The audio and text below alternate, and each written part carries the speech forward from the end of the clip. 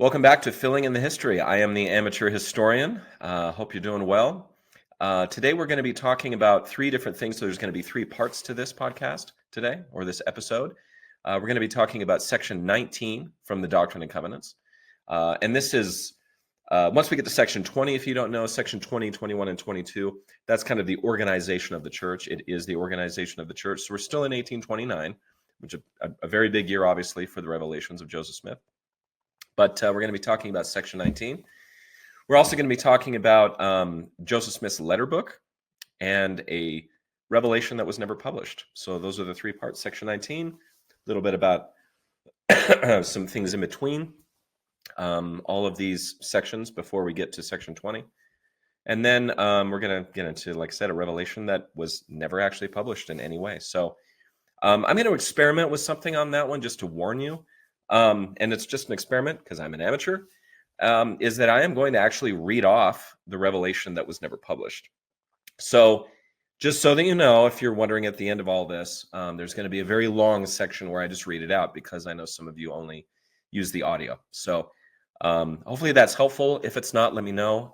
But otherwise, it's just one of those things that you never really see. And excuse me, I'm also getting over something here.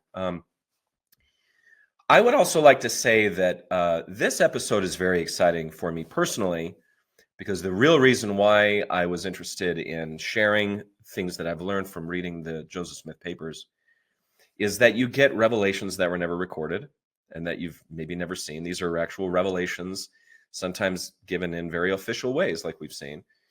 And the other one is that we also get to sort of fill in some of the things that you may have also never seen before, just kind of giving a proper context to why things are happening the way they do. In one case, we're going to be talking specifically about Martin Harris's money and specifically about how that ended, because there's some misperceptions about what happened with Martin Harris. There's a whole South Park episode about this where he's being called dumb and Joseph Smith kind of duped him, and a lot of people accused him of that.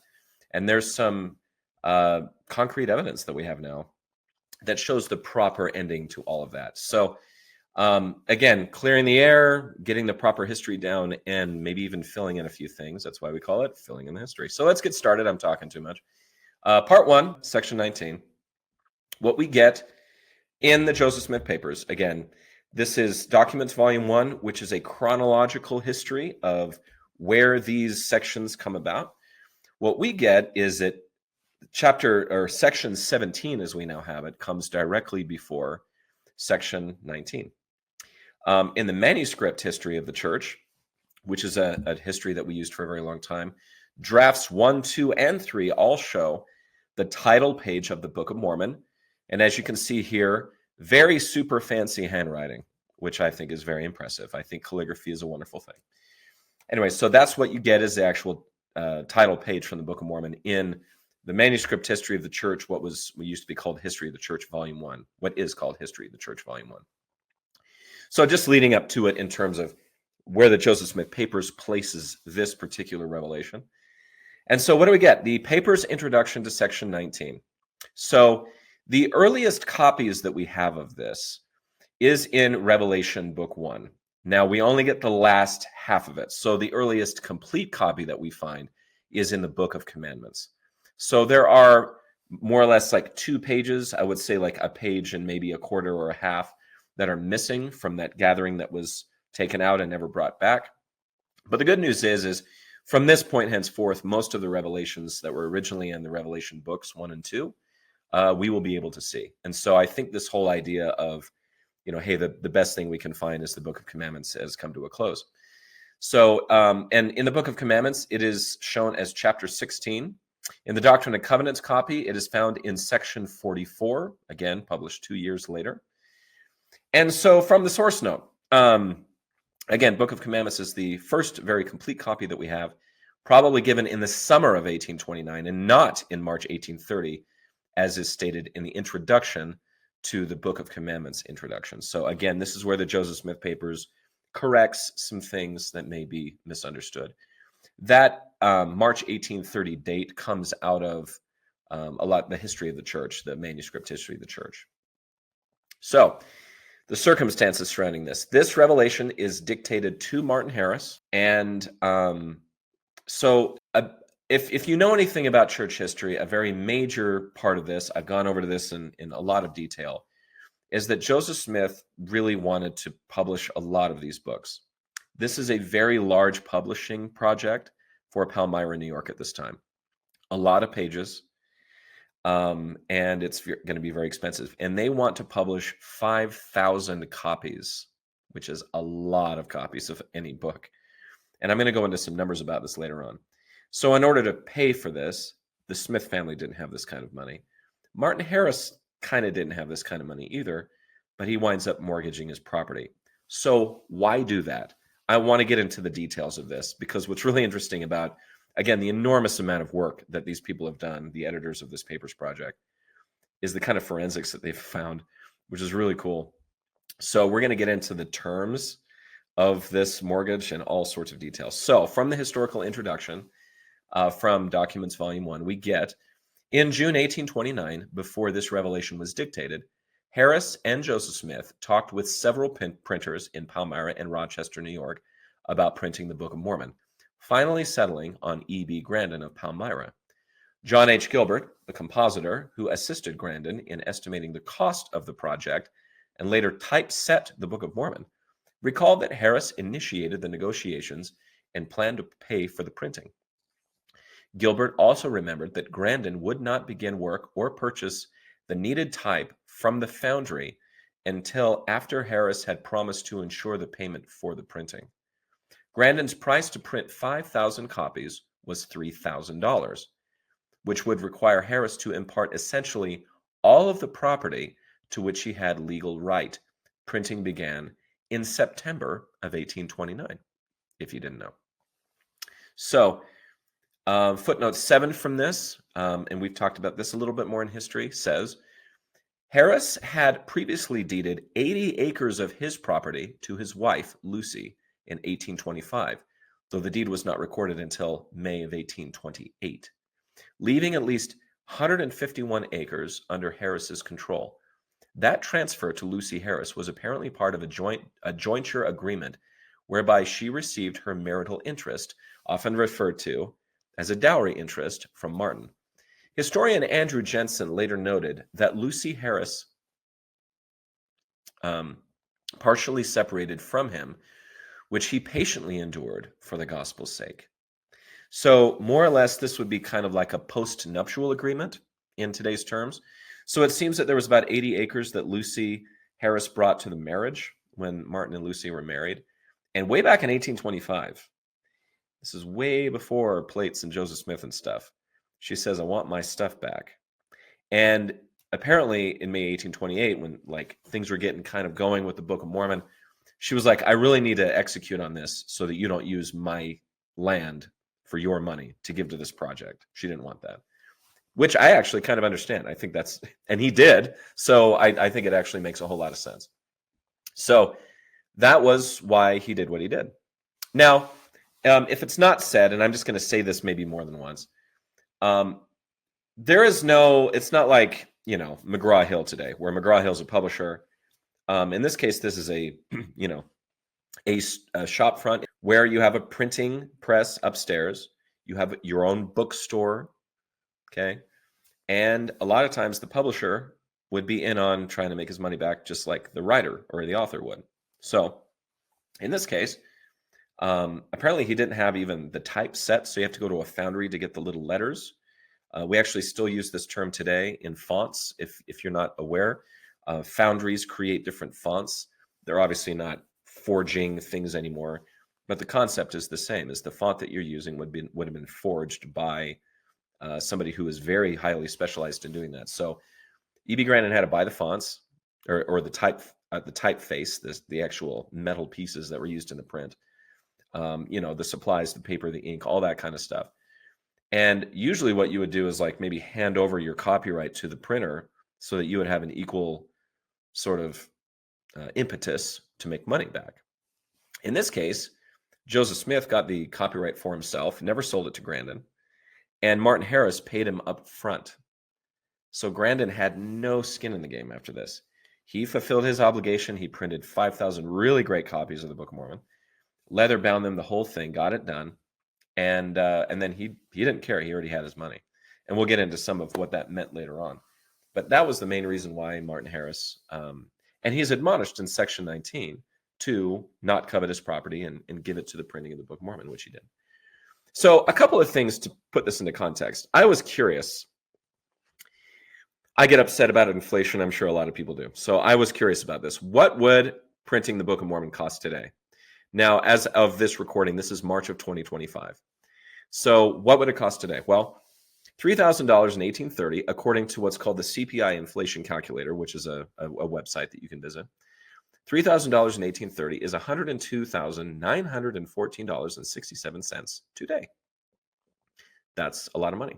However, what's $3,000 divided by 151 acres? Now, I don't know. I'm guessing here, but let's just say he gave it all up, right? 150 acres. That means that the cost of an acre, or what you could sell an acre for, or mortgage an acre for in 1830, was $19.87. It costs a little more for land today.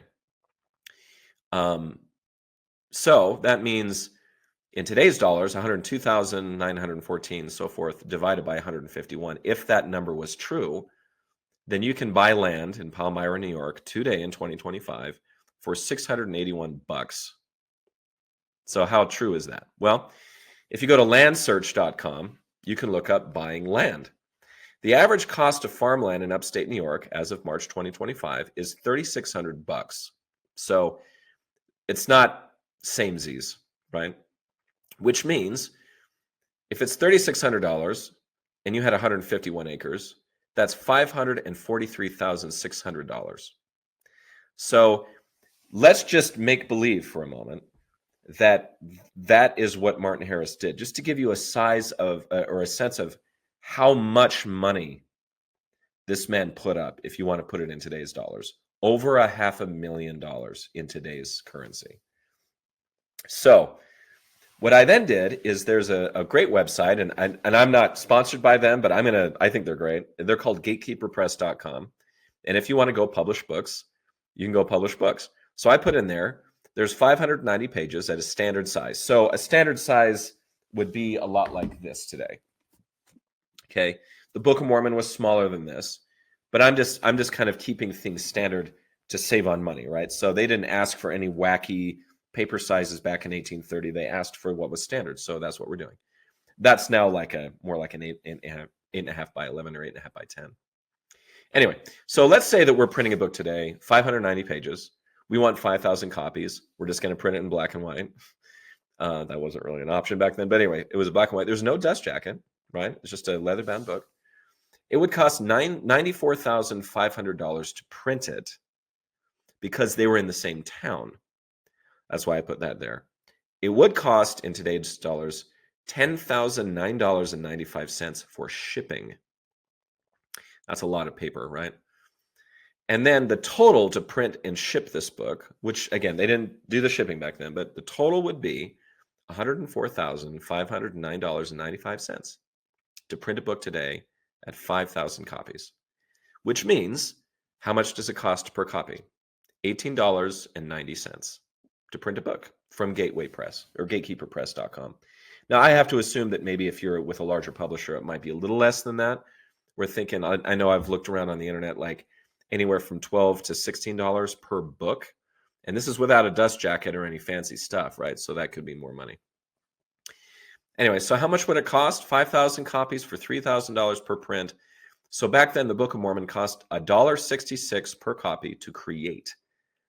And that means that the book in today's dollars would cost $57.32 to create.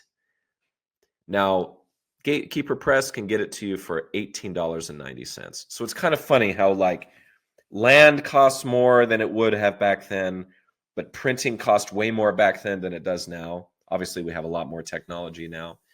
So, shout out to Gatekeeper Press for keeping the price down. It doesn't cost us $57 just to make a book. So anyway, but to kind of give you a sense of maybe in today's dollars how this would have worked. But yeah, if you said, hey, we're going to print 5,000 books. And the guy's like, well, it costs you $58 per copy to print it. And then you need to sell even more than that. Now, the original number was, let's sell this for $1.75. They had to back that down. But so it was kind of hard to make a profit from this. I mean, would you buy a book from somebody you didn't know for basically $58? Is a lot, or more than that, probably. Could be 70, could be 80. I did it because a lot of the Joseph Smith papers are, but I'm an amateur historian, so don't listen to me. Anyway, so just a couple of numbers there. Maybe too much detail, but a couple of numbers there. So the historical introduction here continues. This is from Documents, Volume 1. Once Harris mortgaged his property, however, Grandin considered himself paid in full. According to Gilbert, printing then proceeded. As quick as Mr. Grandin got his type and got things all ready to commence the work, Hiram Smith brought to the office 24 pages of manuscript on full scrap paper. And that's from you can look at those, a few of those, on the original manuscript of the Book of Mormon. He brought 24 of those pages over. Now, did he bring over the original manuscript? I correct myself. No, there was a printer's manuscript written, and that's what traveled with him. And you can look at that, all of those, on the Joseph Smith Papers website. Now, what's fun about this, too, is that I would like to think they did it in chronological order. That's how the history sort of describes it. So they would take what's called a gathering, like this, 24 pages at a time. And then once they were done with what they needed, they would take those back, and then they would bring back another 24 pages or so.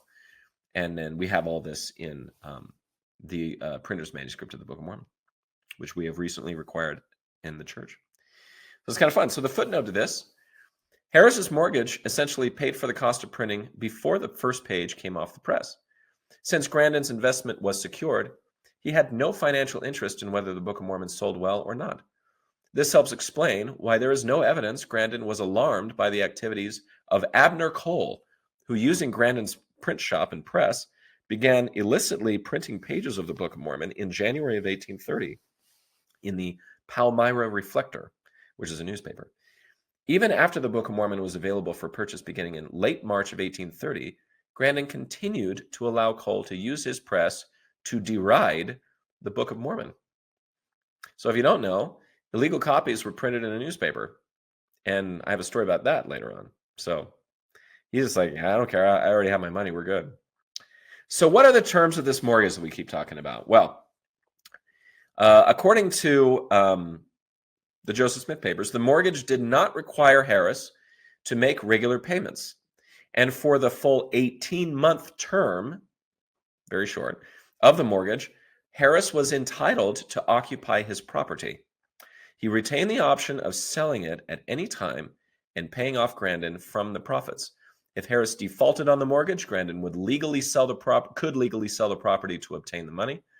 If the property sold for more than $3,000, Harris would be legally entitled to the excess. Grandin sold the mortgage in October of 1830 for $2,000 cash to his wife's great uncle, Thomas Rogers II, a transaction that may have been part of a larger financial deal. When Harris's property was eventually sold, Rogers collected the full $3,000 from the buyer, Thomas Lakely. So, there you go. As far as I know, he did not default on the mortgage. The manuscript history gives a little different introduction to this, which is all we had for a very long time. It is. So everything I've given you is what you get out of the Joseph Smith Papers. What we used to have in our histories from the manuscript history, this is coming from draft 2, is a commandment of God and not of man to Martin Harris, given Manchester, New York, March 1830, by him who is eternal. So hopefully I've given you a little bit more detail than that. So where was the actual type coming from? So now we're getting into the actual printing of the Book of Mormon. Footnote 12 here is that there were no type foundries in the Palmyra area. Although there was a small foundry in Albany, Grandin more likely purchased the type in New York City. If he did not travel there to get it until after 25 of August, 1829, it is unlikely he returned before September. Cowdery reported to Joseph Smith in early November that the work, though proceeding slowly, was well underway, with completion expected in February. And so we get a portion of this, which is kind of fun, and I'm going to get into this a little bit more. But at this point in the history, we start actually getting other volumes, other methods of creating histories like journals, and in this case, a letter book. And I'm going to get into this letter book in more detail. But what I love about this is an Oliver Cowdery letter written to Joseph Smith that Joseph Smith copies into the letter book with his own hand. So even though this is Joseph Smith's handwriting, it's Oliver Cowdery's letter. Kind of funny. Anyway, so this is what you get from that, from Oliver Cowdery. The printing goes rather slow, yet as the type founder has been sick, but we expect that the type will be on, and Mr. Grandin, E.B. Grandin, still think he will finish printing by the 1st of February. Sometimes you got to call out sick. We can conclude, therefore, that the printing process took from around September of 1829 to February of 1830, which is about 7 months. So I don't know if you knew that either, but it took about 6 or 7 months. And, who knows how, maybe you take Christmas off. I'm not sure how this works back then, but yeah, call it 6 months, maybe 7, to print 5,000 copies of the Book of Mormon. And it was released to the public in sort of late winter, upstate New York. So some details from the revelation itself that I thought were very interesting. And I think I might have found something out there, you Joseph Smith Papers editors. I think I found something that you might have missed. If you go to verse 37 in the Book of Commandments, or what would be called verse 35 in today's edition, we have the quote here, pay the printer's debt, which is from the original, versus what we have today, which is pay the debt thou hast contracted with the printer. Now,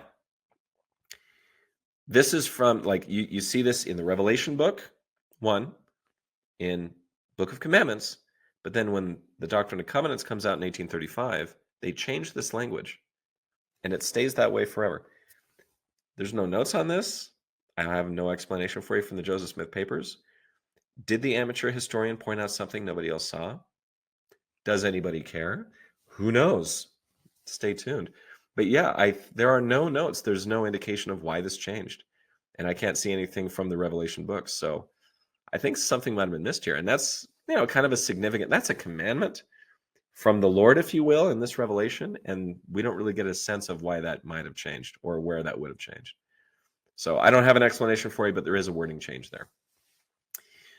The other thing that I find interesting is that in the early sections of this, and this is, if you don't know, if you're not a member of the church, section 19 is, it cannot be understated how enormously important this is to our understanding of God and what we call the atonement of Jesus Christ.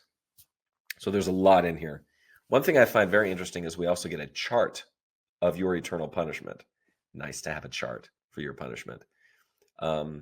Verse 12 in the Book of Commandments and in verse 2 of the 1835 Doctrine and Covenants, which is now verses 11 and 12 in our current edition, you have this eternal punishment is God's punishment. Endless punishment is God's punishment.